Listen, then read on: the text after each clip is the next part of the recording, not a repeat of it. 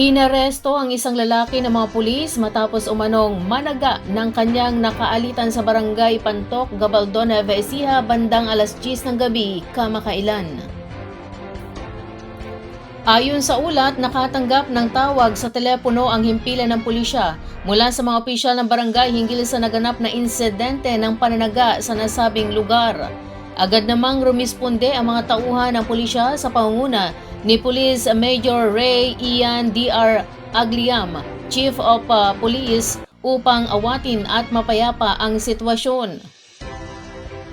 Sa isinagawang investigasyon, lumalabas na nagkaroon ng mainitang pagtatalo ang suspek at ang biktima kaugnay ng isang alitan sa pamilya. Sa gitna ng pagtatalo, hinamon umano ng biktima ang suspek sa suntukan. Gayunman, bigla na lamang kumuha ang suspek ng isang bolo at pinagtataga ang biktima sa gawing batok. Agad na isinugod ang biktima sa Gabaldon Medicare Community Hospital upang mabigyan ng kaukulang lunas medikal. Naaresto rin agad ng mga rumisponding pulis ang suspek at na-recover ang bolong ginamit sa krimen. Nakusa namang isinuko sa mga otoridad. Inihahanda na ang kasong frustrated homicide laban sa suspek na isasampa sa tanggapan ng Provincial Prosecutor sa Cabanatuan City, Nueva Ecija. Naiulat ang isang tricycle na may kolong-kolong ang nawawala noong Enero 31 taong 2026 bandang alas 7:17 ng umaga sa Acacia 2, Barangay Balite, Cabanatuan City. Ang nawawalang sasakyan ay isang Rusi 150 kulay pula na may plate number 135 CWJ. Ayon sa impormasyong nakalap, huling namataan ang nasabing tricycle sa Burol, Natividad bago ito lumiko patungong Paligi. Posible rin umanong dumiretso ang suspek sa mga lugar ng Buliran, Cabanatuan City o sa Minabuyok Dam, Mataas na Kahoy, Pawang Sakop ng Natividad, Nueva Ecija. Batay sa mga ulat at sa kuha ng CCTV footage, ang hinihinalang suspek ay naglalakad at nag-aalok umano ng alahas sa iba't ibang lugar na pinaniniwala ang ginamit bilang paraan upang makapasok at makapag-scout sa mga komunidad. Dahil dito, pinapaalalahanan ng lahat ng barangay na maging mapagmatsyag at maingat sa mga hindi kilalang individual na pumapasok sa kanilang nasasakupan. Ayon sa mensaheng ibinahagi ni Kimberly Mark Arcilia sa social media, ang larawang makikita sa naturang post ay ang suspect na tumangay ng tricycle na malinaw nakuha mula sa CCTV camera sa lugar. Nananawagan siya sa publiko na makipagtulungan sa pamagitan ng pagbibigay ng anumang impormasyon na makakatulong sa agarang pagkakakilanlan at pagkakahuli ng suspect. Hinihikayat ang sinumang nakakita sa tricycle, nakakilala sa suspect o may anumang kaugnay na impormasyon na makipag-ugnayan agad sa may-ari sa pamamagitan ng Facebook Messenger o ipagbigay alam sa pinakamalapit na himpilan ng pulisya. Patuloy ang paalala ng mga otoridad sa publiko na paigtingin ang pagbabantay sa kanilang mga sasakyan at agarang mag-ulat ng anumang kahina-hinahalang aktibidad upang maiwasan ang kahalintulad na insidente.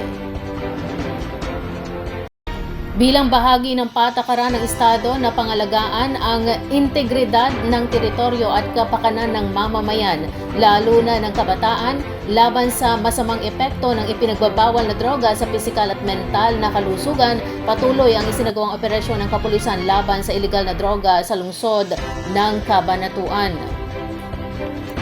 Kaugnay nito sa utos ni Police Lieutenant Colonel Renato C. Morales, hepe ng Cabanatuan City Police Station, nagsagawa ng Anti-Illegal Drugs Operation ng Drug Enforcement Unit sa Puro 4, Barangay Cruz Roja, Cabanatuan City noong Enero 25 taong 2026. Sa nasabing operasyon, matagumpay na naaresto ang isang lalaking truck driver, isang lalaking construction worker at ang kanilang kasamang babae, pawang mga residente ng nasabing barangay. Matapos makabili ang isang police pusher buyer ng isang piraso ng heat shield, transparent plastic sachet na naglalaman ng hinihinalang shabu. Sa isinagawang protective search, nabawi ng mga operatiba ang marked money at nasamsampa ang 5 karagdagang piraso ng heat shield, transparent plastic sachet na naglalaman din ng hinihinalang shabu mula sa pag-iingat at kontrol ng mga suspek.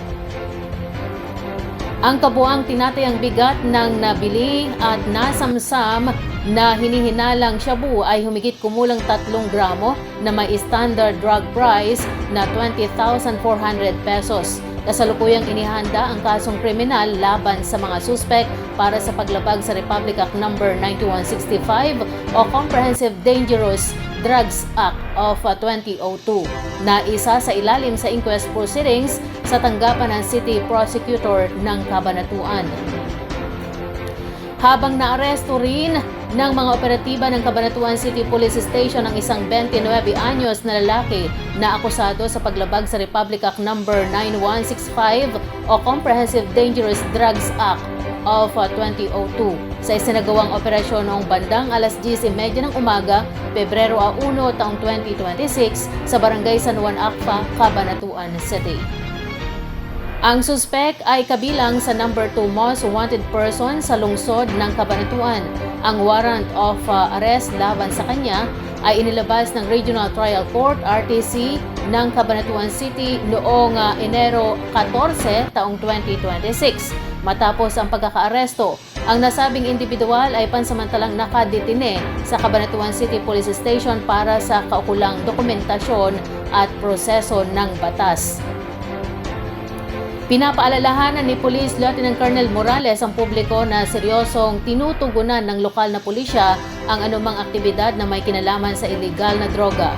Ayon sa kanya, ang ganitong krimen ay hindi lamang paglabag sa batas kundi nagdudulot din ng adiksyon, karahasan at pagsasamantala sa mga mahihinang sektor ng lipunan.